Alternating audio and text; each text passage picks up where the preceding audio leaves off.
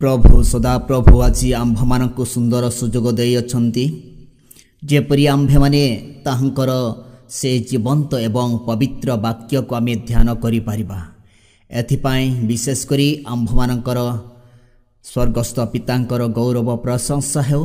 तत्संगे संगे ए वीडियो माध्यम रे ईश्वरंक वाक्य सुनिथिबा प्रत्येक मोर भाई भौणी एवं माँ बापा एवं समस्त सौरा सम्मिलनीर कर्मकर्ता एवं सौरा सम्मिलनी रे थिबा प्रत्येक शाखा मंडली मानंकरे आ मंडली मानंकर समस्त आत्मागण एवं आंध्र प्रदेश रे एवं आसाम रु मध्य आस्तिबा समस्त आत्मागण को मोर प्रभु जीशु ख्रीष्टंक नाम रे आंतरिक नमस्कार जणाए। नमस्कार बंधुगण, मु आज बहुत खुशी जे सदाप्रभु आम्भमानंकु जो वार्षिक महासभा करिवा पाई रखिचंती ताहा पाइबाकू अति निकटवर्ती अछि। एतिपाई मु आज बहुत खुशी एवं सदाप्रभु परमेश्वर आपण मानक संगरे थाई सभास्थान पर्यंत कुशल रे पहुँचेबा पाई अनुग्रहर सहित आम्भमानंकर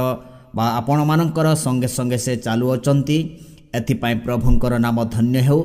वर्तमान आममानंकर त्राणकर्ता प्रभु जीशु एवं पिता ईश्वरंकर जो पवित्र वाक्य रही अछि ताहा पुणी आम्भमानंकर चलापथ एवं सभास्थान रे थिबा मध्यरे समस्त आममानंकर कार्य सदाप्रभु किपरि आम्भमानंकर सहवर्ती हुई आम्भमानकु साहाय्य करूअछंती ताहा आज आमे ध्यान करिबा। ए वाक्य द्वारा आम समस्तंकु अनुग्रह प्राप्त हेबो। मो आशा एवं विश्वास करे आपण माने ए वाक्य द्वारा आशीर्वाद प्राप्त हेबे एवं आपण मानकर सेई चलापथ समय रे एवं सभास्थान रे शांति आनंद अनुभव करिवे। कारण सदाप्रभु परमेश्वर आम्भमानकु ए प्रकार कहंती, सभारे आसीबा समस्त भाई भौणी एवं माँ बापांको विशेष करी ए वाक्य ध्यान रे सुनंतु। आपण मानक पई ए वाक्य रही अछि। जेतेबेले आमे देखिबा गणना पुस्तक तार 6 अध्याय 24 रु 26 पर्यंत लेखाइछि आम्भमानक निमंते ताहा आमे पढ़िबा। सदाप्रभु तुम्भकु आशीर्वाद करंतु ओ तुम्भकु रक्षा करंतु।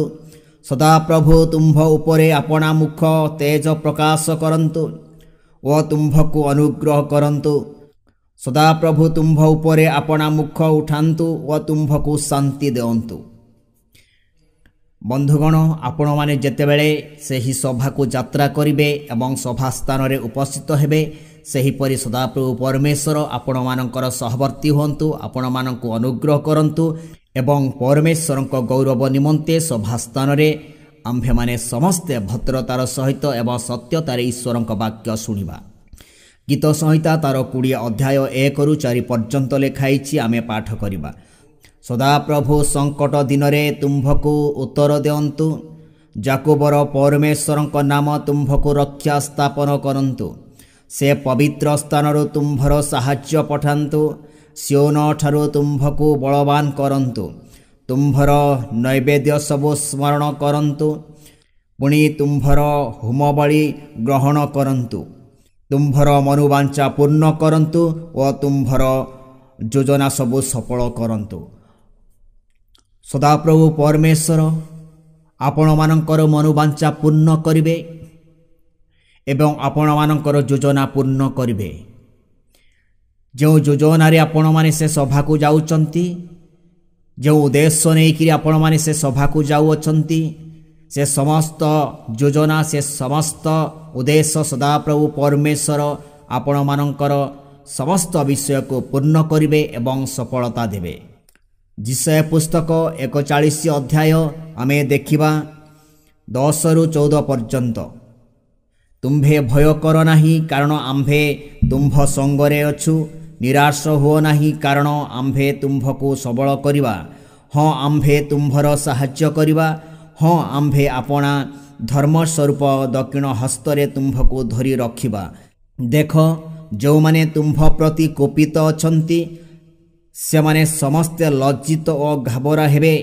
जो माने तुम्भ संगे विरुद्ध करंती से माने अवस्तु तुल्य होई विनष्ट हेबे। जो माने तुम्भ संगे विरुद्ध करती तुम्भे सेमानक अन्वेषण करिब मात्र सेमानकर उद्देश्य पाइब नाही। जो माने तुम्भ संगे युद्ध करती से माने अवस्तुतुल्य और अकिंचन हेबे, कारण आम्भे सदाप्रभु तुम्भर परमेश्वर तुम्भ दक्षिण हस्त धरी तुम्भको कहिबा भय कर नाही, आम्भे तुम्भर साहाय्य करिबा। हे कीट स्वरूप जाकोब ओ हे इस्राएल नरगण भय कर नाही। सदाप्रभु कहती आम्भे तुम्भर साहाय्य करिबा और इस्राएलर धर्म स्वरूप तुम्भर मुक्तिदाता अटंती। बंधुगण आपण मानक संगरे सदाप्रभु परमेश्वर अछंती।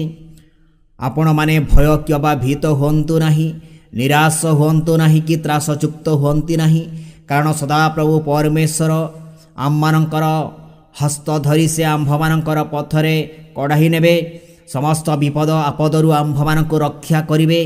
कौनसी विपदरे झुंटिबा पाई से आम मानकु देबे नाही। एहा सदाप्रभुंकर वाक्य, सदाप्रभु परमेश्वरंक मुखर निर्गत वाक्य। जहाँकि सदाप्रभुंक मुखर निर्गत हेब सेही समस्त वाक्य केबे भी निष्फल हेब नाही बा विफल हेब नाही, ताहा सफल हेब। लोक पुस्तक 12 अध्याय 31-32 पर्यंत देखिबा। परमेश्वरंक वाक्य आंभमानंक प्रति कौन से रखिचंती, बरं तुम्भे माने ताहंकर राज्य अन्वेषण कर, आउ एही समस्त विषय मध्य तुम्भमानंकु दियाजिवो। हे सानपल भय कर नाही, कारण तुम्भमानंकु सेही राज्य देवा निमंते तुम्भमानंक स्वर्गस्थ पिता ईश्वरंकर महा आनंद। माने सदाप्रभु परमेश्वर जो राज्य देवा पाई से प्रतिज्ञा करियछंती, सेही राज्य आंभमानंकु देबे। आउ सदाप्रभु परमेश्वर आंभमानंकु जो उद्देश्य आमे जाउछु से उद्देश्य को से संपूर्ण भाव रे सफल करिवे। एथिपय आमे भय करिबा नाही, कारण परमेश्वर कहंती हे सानपल तुम्भे भय कर नाही। हाँ सदाप्रभुंक लोक माने, हाँ महर परमेश्वरंक लोक माने, आम्भे माने जे समस्ते सान लोक एवं क्षुद्र पल, किंतु आमे भय करिबा नाही, कारण परमेश्वर आंभमानंकर सहवर्ती आंभमानंकु साहाय्य करिवे, आंभमानंकर आवश्यक से जोगाई देबे। वर्तमान आमे सही महासभा को पहुंचवा पाई चेष्टा करूछु एवं उद्देश्य रखियछु। सही समस्त उद्देश्य आंभमानंक पाई से सफल करिवे एवं आंभमानंकर मनोवांछा से पूर्ण करिवे।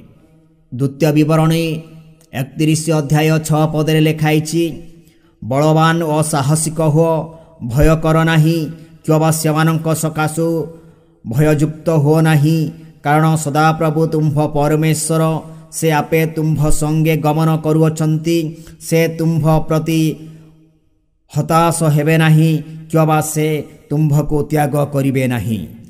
सदाप्रभु परमेश्वर आंभमानंक प्रति से निरस्त हेबे नाही। से आंभमानंकु साहाय्य करिवे, आंभमानंकु से रक्षा करिवे।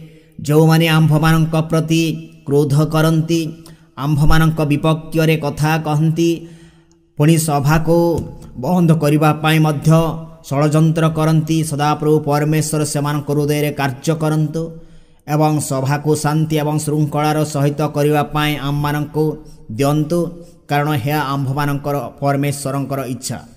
जिसाय 43 अध्याय 5-7, भय कर नाही, कारण आम्भे तुम्भ संगरे अछु। आम्भे पूर्व दिगरु तुम्भ वंश को आनिबा और पश्चिम दिगरु तुम्भ को संग्रह करिबा। आम्भे उत्तर दिग को कहिबा छाड़ी दियो और दक्षिण दिग को कहिबा अटकाई रख नाही। आम्भ पुत्रगण को दूररु और आम्भ कन्यागण को पृथ्वीर प्रांतरु आनी दियो। आम्भ नाम रे ख्यात और जहाँ को आम्भे अपना गौरवार्थे सृष्टि करियछु, एपरि प्रत्येक लोक को आण। आम्भे ताहाको गढ़ियछु, हाँ आम्भे ताहाको निर्माण करियछु। आम्भमानंकर सृष्टिकर्ता, आम्भमानंकर रक्षाकर्ता, आम्भमानंकर सदाप्रभु परमेश्वर प्रतिपालक से यह कहती, आम्भर लोकमानंको अटकाई रख नाही, सेमानंको छाड़ी दियो। पूर्वरु एवं पश्चिमरु आसिबाकु दियो, दक्षिण एवं उत्तररु आसिबाकु दियो। मोहर पुत्र कन्या मानंको अटकाई रख नाही, सेमानंको छाड़ी दियो। से महासभा को आसिबाकु दियो बोली सदाप्रभु परमेश्वर कहती। एणु जो सभा वर्तमान ଆମ୍ଭମାନଙ୍କ ସମ୍ମୁଖରେ ରହିଅଛି। ସେ ସଭାକୁ ଯିବା ପାଇଁ ଆମେ ପ୍ରସ୍ତୁତ ରହିବା ଏବଂ ଯେଉଁମାନେ ଆମେ ପ୍ରସ୍ତୁତ ଅଛୁ ଆମେ ନିର୍ଭୟରେ ସାହସର ସହିତ ଆମେ ସେ ସଭାକୁ ଯିବା ପାଇଁ ପ୍ରସ୍ତୁତ ହେବା ଏବଂ ସେ ସଭାକୁ ଆମେ ଯିବା। କାରଣ ସଦାପ୍ରଭୁ ପରମେଶ୍ୱର କହନ୍ତି, ପୂର୍ବ ପଶ୍ଚିମ ଦକ୍ଷିଣ ଉତ୍ତର ସମସ୍ତ ଦିଗରୁ ମୋହର ଲୋକମାନେ ଆସନ୍ତୁ ସେହି ସଭାକୁ। ପରମେଶ୍ୱର କହନ୍ତି, ଆମ୍ଭର ଗୌରବାର୍ତ୍ତେ ସେମାନଙ୍କୁ ଆମ୍ଭେ ନିର୍ମାଣ କରିଅଛୁ ଓ ସୃଷ୍ଟି କରିଅଛୁ। ସଦାପ୍ରଭୁ ପରମେଶ୍ୱର ଆମ୍ଭମାନଙ୍କୁ ନିର୍ମାଣ କରିବାର ବା ସୃଷ୍ଟି କରିବାର ଉଦ୍ଦେଶ୍ୟ ରହିଛି ଯେ ଆମ୍ଭେମାନେ ସଦାପ୍ରଭୁଙ୍କର ଗୌରବ କରିବା ଏବଂ ତାହାଙ୍କର ଗୌରବ ନିମନ୍ତେ ଆମେ ଜୀବନଯାପନ କରିବା। ଏ ବାକ୍ୟ ଦ୍ୱାରା ସଦାପ୍ରଭୁ ପରମେଶ୍ୱର ଆମ ସମସ୍ତଙ୍କର ସହବର୍ତ୍ତୀ ଆଶୀର୍ବାଦ କରନ୍ତୁ, ସାହାଯ୍ୟ କରନ୍ତୁ ଏବଂ ଆମ୍ଭମାନଙ୍କର ସ୍ୱର୍ଗସ୍ଥ ପିତା ଏବଂ ସାହାଯ୍ୟକାରୀ ପବିତ୍ର ଆତ୍ମା ଏବଂ ତ୍ରାଣକର୍ତ୍ତା ଯୀଶୁ ଖ୍ରୀଷ୍ଟଙ୍କର ଗୌରବ ପ୍ରଶଂସା ହେଉ। ଏତିକି କହି ମୁଁ ରହିଲି। ସମସ୍ତଙ୍କୁ ମୋର ଯୀଶୁ ଖ୍ରୀଷ୍ଟଙ୍କ ନାମରେ ନମସ୍କାର।